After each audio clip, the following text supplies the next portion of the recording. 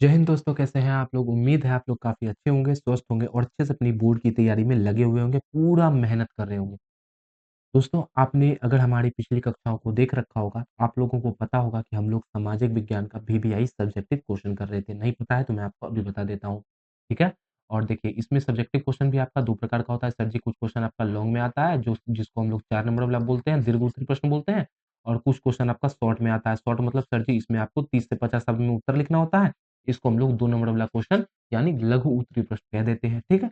हम लोग long question भी बच्चों हम लोग लॉन्ग क्वेश्चन भी लगभग-लगभग 10-12 प्रश्न को कर चुके थे, ठीक है? तो लॉन्ग क्वेश्चन का भी आपका लगभग आधा तैयारी हो चुका है, बाकी जो प्रश्न बच चुका है, उसको हम लोग आगे कुछ कक्षाओं में कवर कर देंगे। और शॉर्ट क्वेश्चन में हम लोग कुल मिलाकर के 30 इम्पोर्टेंट लघु उत्तरीय प्रश्न को देखे थे। कुल मिलाकर के मैं आपको 100 क्वेश्चन कराऊँगा, 100 में आपका एग्ज़ाम में सारा क्वेश्चन आ जाएगा, ठीक है? मतलब जितना-जितना करना होता है, सब बना लेंगे आप लोग।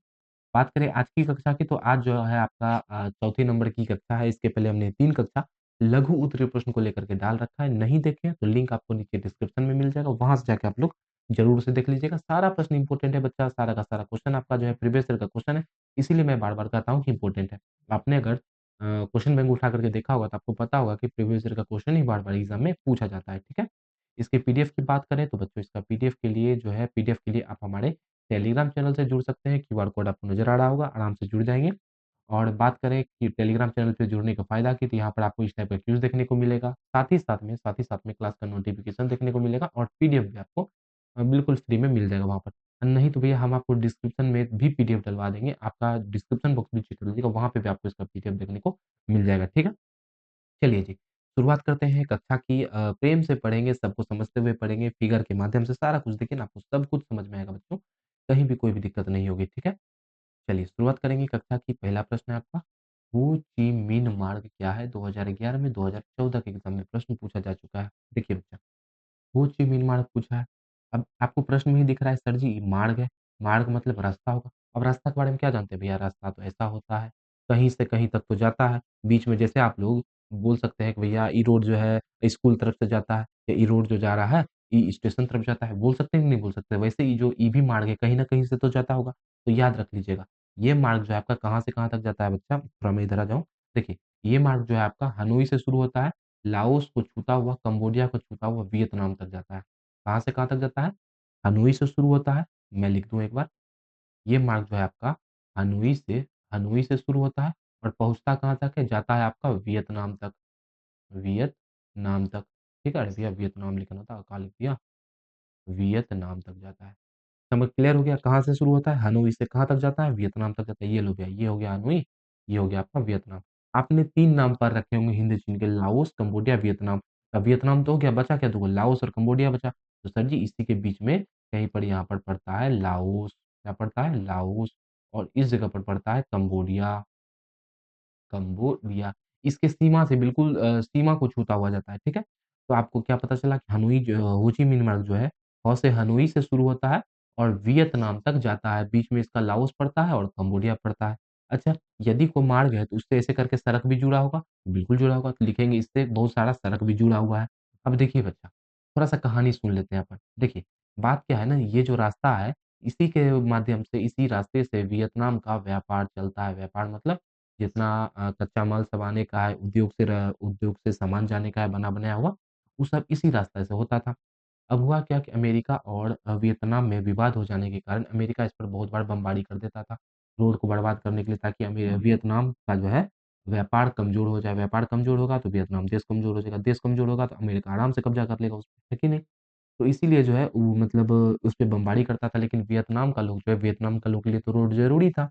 इसीलिए वो बार-बार जो है तुरंत-तुरंत अपना इस रोड का मरम्मत करवा लिया करते थे। ये हो गया इसका कहानी। उम्मीद है आपको कहानी क्लियर होगा। अब एक बार इसको पढ़ लेते हैं, समझ लेते हैं, उत्तर आपको समझ में आ जाएगा। हो ची मिन्ह मार्ग हनोई से चलकर, हमने पहले ही कहा हनोई से शुरू होता है, लाओस तथा कंबोडिया की सीमा से होता हुआ वियतनाम तक जाता है। हनोई से शुरू होता है, लाओस कंबोडिया की सीमा को छूता हुआ वियतनाम तक जाता है। इस मार्ग से अनेक कच्ची-पक्की सड़कें जुड़ी है। अभी रास्ता से बहुत सारा कच्चा-पक्का सड़क जुड़ा है, हम तो पहले ही बता दिया आपको। अमेरिका इस पर कई बार बमबारी कर चुका है, कई बार बम गिरा चुका है, लेकिन वियतनाम का लोग जो है इसका तुरंत मरम्मत करवा लेते थे। क्यों? क्योंकि यही जो है उसके आर्थिक बोल सकते हैं कि अर्थव्यवस्था का नींव था यही रोड। मतलब अर्थव्यवस्था इसी रोड से चलता था, नहीं तो रोड ही नहीं था उसके पास उद्योग के लिए, कच्चा माल उद्योग से बना बनाया हुआ सामान भेजने का। अगला प्रश्न देखेंगे। अगला है आपका रोलेटेक्स से आप क्या समझते हैं? या कह सकता है कि रोलेटेक्स क्या होता है, इसको समझते हैं। देखिए जी, रोलेटेक्स क्या था? आप देख सकते हैं बेचारा चुन्नू-मुन्नू जो है, चुन्नू-मुन्नू तो नहीं है बेचारा, दाढ़ी वगैरह हो गया, मतलब बड़ा हो गया थोड़ा-सा। दोनों ठो भैया जेल में बंद है। अभी दोनों का समस्या क्या है? समस्या यही है कि इसको रोलेटेक्स के तहत जेल में डाल दिया है। मतलब सर जी, ये दोनों किया कुछ नहीं था। इस दोनों पे अंग्रेज को ये तो चोर लग रहा है, लेकिन बेचारा देखिए कितना शरीफ है नहीं चोर। देखिए होता क्या है कि बच्चा अंग्रेज जो है, अंग्रेज एक तो कानून बनाया था देश में। अंग्रेज भारतवासी का मतलब भारतवासी मतलब भारत का लोग जो है, जब अपना आंदोलन को कर रहा था, तो अंग्रेज सोचा कि ऐसे अगर आंदोलन करते रह जाएँगे ये लोग, तो ये लोग तो भारत को आज़ाद करवा लेंगे। इसीलिए एक वो कानून बनाया। कानून क्या था? कानून का नाम था आपका रोलेट एक्ट। अब इसमें क्या था? इसमें यह व्यवस्था की गई थी कि किसी भी भारतीय को केवल शक के दायरे में पकड़ करके जेल में डाल दिया जा सकता है, ठीक है? मतलब अंग्रेज अपना मनमानी करना शुरू कर दिया, या कोई भारत का आदमी पे शक हुआ, उसको उठाया और ले जाकर के जेल में डाल दिया गया। यही है आपका रोलेट एक्ट। इसी को हम लोग काला कानून भी बोलते हैं। काला कानून क्यों बोलते हैं? क्योंकि भैया इसमें कोई अपील, कोई दलील नहीं होता था। कोर्ट वगैरह जाने की कोई ज़रूरी नहीं है, जब तक शक है तब तक आपको जेल में डाल के रखेगा जी। चलिए इसके उत्तर को पढ़ लेते हैं। रोलेट एक्ट अंग्रेजों द्वारा बनाया गया एक कानून था, एक लॉ था, जिसमें किसी भी भारतीय को केवल शक के दायरे में पकड़कर और निश्चित समय के लिए कारावास में डाल दिया जाता था। केवल शक हुआ, पकड़े, उठाए और उसको जाकर के कारावास में डाल दिए, जेल में डाल दिया। इसे काला कानून भी कहा जाता है। इसको क्या बोला जाता है बच्चा? काला कानून भी कहा जाता है। सब चीज़ हम आपको बता दिए, दोनों बेचारा बहुत परेशान है, इस पे ध्यान दीजिएगा थोड़ा-सा, इसको आज़ाद कराना बहुत ज़रूरी है। अब आप थोड़ा-सा और ध्यान देंगे, तो इसी से आपका जालियांवाला बाग हत्याकांड भी सटा हुआ है, जुड़ा हुआ है, ठीक है? तो हम लोग आगे देखेंगे। देखिए, अब अगला प्रश्न आता है गांधी-इरविन समझौता अथवा दिल्ली समझौता क्या है? देखिए, बात दरअसल ये है कि सविनय अवज्ञा आंदोलन जब चल रहा था, तो पूरा का पूरा संभावना था कि ये आंदोलन सफल हो जाएगा। इसी से लॉर्ड इरविन को थोड़ा-सा घबराहट हुआ और वो गांधी जी के साथ में एक समझौता करता है। इस समझौता को बोलते हैं गांधी-इरविन समझौता। गांधी-इरविन समझौता क्यों बोले? क्योंकि ये समझौता जो है आपका गांधी जी और ये देखिए बेचारा टकला, यही है लॉर्ड इरविन, दोनों टकलू के बीच में समझौता हुआ। थोड़ा-सा पीछे में बाल है, लेकिन गांधी जी जैसा है। गांधी जी को टीक है, इसको थोड़ा-सा पीछे में बाल है, समझ गए? तो इसमें क्या होता है, दोनों टकलू के बीच में समझौता होता है, गांधी और इरविन के बीच में, इसी को क्या बोलते हैं? गांधी-इरविन समझौता बोलते हैं। सॉरी, गांधी जी को टकला तो नहीं बोलना चाहिए, बेचारे बड़ा महान व्यक्तित्व हैं। चलिए, अब देखिए, अब होता क्या है, ये समझौता दिल्ली में होता है। कहाँ होता है? दिल्ली में होता है। भैया 2 गो लोग हैं, एक है आपके गांधी जी और एक है लॉर्ड इरविन। इन दोनों के बीच में हुआ बातचीत, तो इसको बोल दिए गांधी-इरविन के बीच में बातचीत, मतलब गांधी-इरविन समझौता। अभी समझौता हुआ आपका दिल्ली में। कहाँ हुआ? दिल्ली में। अब दिल्ली में हुआ तो इसलिए इसको दिल्ली समझौता के नाम से भी जानते हैं। यही इसका उत्तर होगा। सविनय अवज्ञा आंदोलन को सफलता की ओर बढ़ते देखकर अंग्रेज घबरा गए, अंग्रेज डर गए और उन्होंने गांधी जी से समझौता करना पड़ा। यह समझौता गांधी और लॉर्ड इरविन के बीच में हुआ था, इसी कारण इसे गांधी-इरविन समझौता कहते हैं। इस समझौते के बाद महात्मा गांधी द्वितीय गोलमेज सम्मेलन में जाने के लिए तैयार हो गए थे। इस सम्मेलन हुआ, उसके बाद गांधी जी बोले कि देखिए भैया 2 मतलब गोलमेज सम्मेलन होता था, गोल रंग का मेज बना हुआ होता था, उसी पे सब कोई मिल कर के बातचीत करता था। पहला गोलमेज सम्मेलन में गांधी जी नहीं गए थे, तो दूसरा में जाने के लिए बोल दिए कि भैया ये जो समझौता हुआ लॉर्ड इरविन के बीच में और आपका गांधी जी के बीच में, इसी में जो है गांधी जी बोल दिए कि हाँ, हम द्वितीय गोलमेज सम्मेलन में भाग लेंगे, हिस्सा लेंगे, तो जाने के लिए तैयार हो गए थे। चलिए। अगला देखिए, अगला प्रश्न है, मेरठ षड्यंत्र से आप क्या समझते हैं? देखिए, मेरठ षड्यंत्र में हुआ क्या था कि मज़दूर सब आंदोलन करता था, तो अंग्रेज़ डर गया था, तो उसमें हुआ क्या था कि 31 मज़दूर को पकड़ करके और इसमें 2 गो ब्रिटिश का लोग भी था। ब्रिटिश भी कुछ मतलब कुछ ऐसा ब्रिटिश था जो चाहता था कि किसान का दशा में सुधार हो, इसीलिए 2 गो ब्रिटिश भी इसके साथ में आंदोलन कर रहा था, तो दोनों को 31 गो मज़दूर को और साथ में 2 गो ब्रिटिश को, मतलब कुल मिला करके 33 को लोगों को पकड़ करके मेरठ लाया गया। मेरठ नाम का जगह है, वहाँ पर इस सब पर जो है एक देशद्रोह का केस चला दिया गया, देशद्रोह का मुकदमा चला गया, जबकि ये देशद्रोह था, नहीं था जी। कैसे बोल सकते हैं देशद्रोह था? अरे भैया ये तो अपना माँग कर रहा था, आंदोलन कर रहा था, नहीं किसी को मारा, नहीं किसी को पीटा, नहीं अपने देश के बारे में भला-बुरा बोला, तो देशद्रोह कैसे हो गया? तो चाल चला ना अंग्रेज, षड्यंत्र रचा इसके खिलाफ कि सर जी ये जो है देशद्रोह कर रहा था, ऐसा कुछ बात था ही नहीं। तो इसीलिए इसको क्या बोलते हैं, मेरठ षड्यंत्र बोलते हैं, क्योंकि यहाँ क्या हुआ, मेरठ में ला कर के उस सबके साथ में षड्यंत्र रचा गया। हाँ? पढ़ते हैं इसको। मेरठ षड्यंत्र वास्तव में मजदूर आंदोलन से संबंधित था। मजदूर सब आंदोलन कर रहे थे। मजदूर के आंदोलन को दबाने के लिए 31 मजदूर नेता को गिरफ्तार कर लिया गया। कितना? 31 मजदूर नेता को, जिसमें 2 अंग्रेज भी थे। अरे भैया जिसमें ना मतलब इसके अलग से इसमें 2 गो अंग्रेज भी था। मतलब 31 गो मज़दूर था और 2 गो अंग्रेज़ भी था। टोटल 33 आदमी था, याद रखिए आप। इन्हें मेरठ लाकर 3 वर्ष तक इन पर मुकदमा चलाया गया। 3 साल तक बेचारा को फँसा के रखा, तीसों 3100 मतलब 3300 आदमी को, और इस पर देशद्रोह का मुकदमा चलाया गया। किसका? देशद्रोह का, जबकि देशद्रोही तो कुछ था ही नहीं इसमें। अतः यह अंग्रेज़ द्वारा रचा गया षड्यंत्र था, इसी कारण इसको मेरठ षड्यंत्र बोलते हैं। मेरठ में अंग्रेज़ षड्यंत्र रचा, इसी को क्या बोला जाता है? मेरठ षड्यंत्र बोला जाता है। क्लियर होगा? बेचारे जज साहब भी परेशान हैं कि भैया 3 साल से क्यों मुकदमा चल रहा है।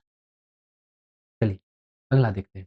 अगला है औद्योगीकरण से आप क्या समझते हैं? अब देखिए आपको बड़ा-बड़ा जो है मतलब आपको उद्योग दिख रहा होगा। अब देखिए होता क्या है, औद्योगीकरण में क्या होता है, वस्तु का उत्पादन देखिए ऐसे तो अगर पहले बात करें जब औद्योगीकरण नहीं हुआ था, जब भारत में उद्योग नहीं लगा था, उसके पहले देश का जितना बात करें सामान बनता था, तो वो सब जो है आपका हाथ से बनाया जाता था। शिल्प उद्योग से मतलब हस्तशिल्प उद्योग से बनाया जाता था। जैसे अगरबत्ती हुआ, अगर बात करें तो आपका डलिया वगैरह हो गया, मटका हो गया, यहाँ से बन जाता था।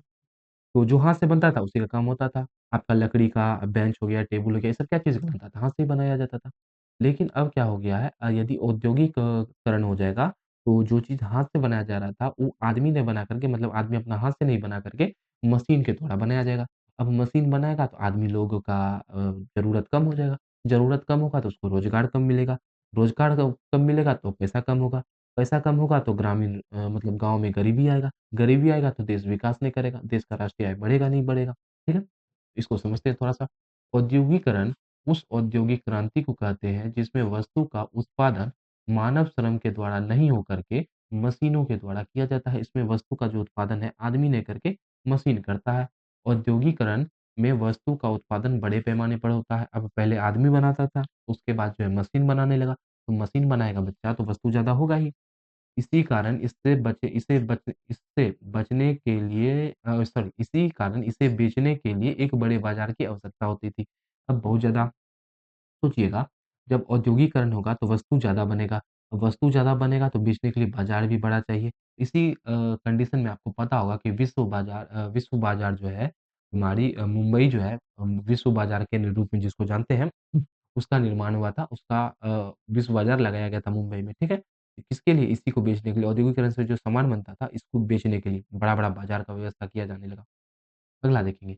इसी के अगला प्रश्न है कि औद्योगीकरण ने मज़दूरों की आजीविका को किस तरह से प्रभावित किया? देखिए, ऐसा बात नहीं है कि इसमें मैं ईयर लिख कर के नहीं लाया, तो ये आपका पूछा गया प्रश्न नहीं है बच्चा, सारा प्रश्न आपका पूछा गया है, ठीक है? तो ये सोच के पढ़ेंगे, ऐसा नहीं कि सर जी इसमें तो ईयर लिख के लाए ही नहीं। मैंने नहीं लिख के लाया, वैसे बात करते ये बहुत पहले ही बना चुका हूँ मैं, तो इसी वजह से इसमें मैं शायद ईयर लिखना भूल गया था। आगे कुछ प्रश्नों में है, आप घबराइए मत। आगे जो अपन क्वेश्चन करेंगे उसमें मैं ईयर लिख के विशेष लेकर के आऊँगा, चलिए। देखिए, अब आप ही सोचिए यदि औद्योगीकरण हो जाएगा, बड़ा-बड़ा इंडस्ट्री लग जाएगा, तो मज़दूर का क्या होगा? पहले जो काम मज़दूर करता था, अब वो काम उद्योग द्वारा किया जाने लगा। अब मज़दूर क्या होगा? मज़दूर तो अब उसको रोज़गार नहीं मिलेगा, मज़दूर कहाँ जाएगा? मज़दूर बनेगा अब किसान। किसान क्यों बनेगा? सर जी मज़दूर अब खेती कर सकता है, बिल्कुल खेती कर सकता है। अब मज़दूर बनेगा किसान। अब 1 2 तो है नहीं, तो थोड़ा-सा इलाका में बहुत ज़्यादा किसान आ जाएगा। मतलब पहले से तो किसान था ही, लेकिन अब मज़दूर बेरोज़गार हो गया। मज़दूर बेरोज़गार होगा तो वहाँ से भी लोग भाग के किसानी करने आएगा। किसानी करने आएगा तो भैया अब आप ही सोचिए, पहले इतना गो इलाका में 1 आदमी किसानी करता था, अब इतना गो इलाका में 5 आदमी खेती करने लग गया, तो किसान पर इनकम तो उतने है भैया, चावल तो उतने होगा, अब इसमें ई जो है 5 भाग में बँटेगा, लेकिन पहले 1 ही भाग में बँटता था। तो पहले जो है मतलब पैसा एक आदमी को ज़्यादा होता था, अब आदमी को पैसा कम होने लगेगा। तो ये जो लोग हैं, इसके पास खाने के लिए पैसा नहीं पूरेगा, हाँ? रहने के लिए घर नहीं रहेगा, तो लोग बेघर होना शुरू हो जाएगा। कुछ को अगर नौकरी उद्योग में अब स्विच ऑफ ऑन करने के लिए तो नौकरी चाहिए ना। अब कच्चा माल उतार करके, ढो करके दूसरे गाड़ी पे चढ़ाने के लिए तो नौकरी चाहिए ना। उसको भी नौकरी मिलता था तो उसको बहुत ज़्यादा समस्या था। क्या चीज़ का समस्या था? रहने का समस्या था, खाने का समस्या था। रहने के लिए उसको छोटा-छोटा झुग्गी-झोपड़ी बना कर के रहना पड़ता था। इसी को स्लम पद्धति के नाम से हम लोग जानते हैं। आपने पढ़ रखा होगा। चलिए इसका उत्तर पढ़ते हैं। औद्योगीकरण ने मज़दूरों की आजीविका को बहुत बुरी तरह प्रभावित किया, बुरा प्रभाव डाला उस पे। इसने मज़दूरों के जीवन को नरक बना दिया। नरक, सर जी समझ सकते हैं नरक क्या होता है? औद्योगीकरण के कारण मज़दूर अपने कुटीर उद्योग की ओर वापस नहीं आ सकते थे। अब उद्योग हुआ तो अब कुटीर उद्योग कर नहीं सकते हैं, छोटा-छोटा उद्योग कर नहीं सकते हैं, अगरबत्ती अपने से बना नहीं सकते, खिलौना अपने से बना नहीं सकते, क्यों? क्योंकि खिलौना बनाने में समय ज़्यादा लगेगा, अगरबत्ती बनाने में समय ज़्यादा लगेगा। यही काम मशीन कम समय में कर देगा और मशीन जो बनाएगा, अच्छा क्वालिटी भी देगा वो, हाँ? अच्छा डिज़ाइन भी देगा वो, अच्छा खुशबू भी देगा। उसका कीमत भी कम होगा और सामान भी बढ़िया मिलेगा। तो लोग जो है आपके मतलब कुटीर उद्योग का सामान क्यों खरीदेगा? वो तो बड़ा-बड़ा उद्योगों का सामान खरीदेगा। इससे क्या हुआ मज़दूर बेघर होना शुरू हो गया। कुछ को कारखानों में नौकरी मिलती भी तो उनका जीवन बहुत कष्टमय होता। उनके रहने-खाने तक की व्यवस्था नहीं होती थी, रहने का सुविधा नहीं होता था उसको, खाने का सुविधा नहीं होता था, इतना कष्टमय जीवन था उसका। उम्मीद है औद्योगिकरण का मज़दूर पर क्या प्रभाव पड़ा ये आप लोग समझ सकते होंगे बेचारा देखिए कपड़ा चुन रहा है प्लास्टिक चुन रहा है यहाँ पर। अगला देखिए, अगला है आपका स्लम पद्धति की शुरुआत कैसे हुई? देखिए, स्लम पद्धति, औद्योगिकरण हुआ। औद्योगिकरण में मज़दूर को कुछ-कुछ मज़दूर को काम मिल भी जाता था। जो मज़दूर को काम मिलेगा सामान ढोने वगैरह का, उसको रहने के लिए भी तो जगह चाहिए। अब मान लीजिए कोई आदमी बिहार का है और वो चला गया मुंबई। मुंबई में उसको काम मिला सामान ढोने का। अब सामान ढोने का या कलकत्ता चला गया, कलकत्ता में काम मिला सामान ढोने का या कोई भी तरह का अपना रोज़गार किया। आप ही बताइए उसको रहने के लिए जगह चाहिए ना बच्चा। अब रहने के लिए जगह चाहिए तो सबको तो बिल्डिंग मिलेगा नहीं और सब उतना अमीर है भी नहीं क्योंकि दूसरी जगह जाके कमा रहा है तो जो पैसा मिलेगा उसको घर भी भेजना पड़ेगा। यहाँ पर छोटा-छोटा घर बना करके इस टाइप का घर बना करके, झुग्गी-झोपड़ी बना करके रेलवे स्टेशन के किनारे, उद्योग के किनारे रहना शुरू किया। इसी रहने की जो व्यवस्था है, इसी को हम लोग स्लम पद्धति कहते हैं, ठीक है? चलिए, अब इसको पढ़ा जाए एक बार। औद्योगीकरण के कारण जब मज़दूर कारखानों में काम करने जाते थे, उनके पास रहने की व्यवस्था नहीं होती थी। अब उनके पास रहने के लिए जगह नहीं होता था। उन्हें कारखानों के बगल में छोटे झुग्गी-झोपड़ी बना कर के रहना पड़ता था। कारखाना बोल लीजिए, जहाँ भी काम हो रहा है उसके बगल में छोटा-छोटा झुग्गी-झोपड़ी बना कर के इस टाइप का घर बना कर के रहना पड़ता था। मज़दूरों के रहने की इस पद्धति को ही हम लोग क्या बोलते हैं? स्लम पद्धति बोलते हैं। इस तरह से जो मज़दूर रहता था, इसी पद्धति को क्या बोला जाता है बच्चा? स्लम पद्धति बोला जाता है जी, ठीक है? और इसकी शुरुआत कैसे हुई थी? इसकी शुरुआत जो है बच्चा आपका औद्योगीकरण से हुई थी। औद्योगीकरण के कारण ही तो ऐसा हुआ था। ठीक है जी, चलिए। थोड़ा-सा 1-2 घर देख लें? चलिए जी। ये देखिए भैया, अब आपको समझ में आ रहा होगा कि ये क्या है जी। देखिए, ये प्लेटफ़ॉर्म है। अब सब जितना लोग है ना, किसी का घर यहाँ पर नहीं है, सब बाहर से आया है। बाहर से आया है यहाँ काम करने के लिए। अब कुछ भी काम करता होगा, व्यवसाय करता होगा और देखिए यहाँ पर अपना झुग्गी-झोपड़ी बनाया हुआ है जी। इलाका में पूरा ही झोपड़ी, झोपड़ी, झोपड़ी। ट्रेन के किनारे देखिए यहाँ से ट्रेन गुज़रेगा और इतना आगे में घर है। आप जब कोलकाता जाएँगे ना, तो ऐसा सीन आपको देखने को मिलेगा। मतलब जो बड़ा-बड़ा शहर है, जहाँ इंडस्ट्री है, उद्योग है, वहाँ जाएँगे तो इस टाइप का आपको सीन देखने को ज़रूर मिलेगा, ठीक है? तो देखिए कैसा स्थिति है। अगला देखेंगे। अगला है आपका कि न्यूनतम मज़दूरी कानून कब पारित हुआ था, इसका क्या उद्देश्य था? तो समझिएगा, पहले जब देश आज़ाद नहीं हुआ था, तो उसके पहले मतलब मज़दूर का बहुत ज़्यादा शोषण होता था। शोषण मतलब सर जी, मतलब उससे काम ज़्यादा करवाया जाता था। अब आप ही सोचिए, आपसे अगर काम ज़्यादा करवाया जाएगा, काम करवा लिया मान लीजिए 12 घंटा और पैसा आपको मिल रहा है मात्र 5 ही घंटे का, आपका तो शोषण ही हुआ ना, आपका यूज़ किया जा रहा है, आपको पैसा आपके हिसाब से मिल नहीं रहा है। तो यही हुआ था। तो इसी को रोकने के लिए मज़दूर से एक्स्ट्रा काम नहीं करवाया जाए, उसका शोषण नहीं हो, इसी को रोकने के लिए 1948 में एक कानून पारित हुआ जिसको हम लोग न्यूनतम मज़दूरी कानून बोलते हैं, ठीक है? इसका उद्देश्य था कि मज़दूर को उसकी कार्य के अनुसार मज़दूरी दी जाए, मतलब जितना काम करे उतना मज़दूरी दी जाए तथा उसका काम करने का जो घंटा है कि उससे सर जी 12-12 घंटा काम करवा लेता है, इसको भी कम किया जाए और लगभग अभी बात करेंगे तो 8 घंटे मज़दूर काम मतलब मज़दूर जो है काम करता है 8 घंटा, ठीक है? तो यही लिखा गया है। तो मज़दूर न्यूनतम मज़दूरी कानून 1948 में पारित हुआ था, आपको क्लियर होगा और इसका उद्देश्य क्या था कि काम करने का घंटा कम करना और जितना काम करे उतना पैसा देना।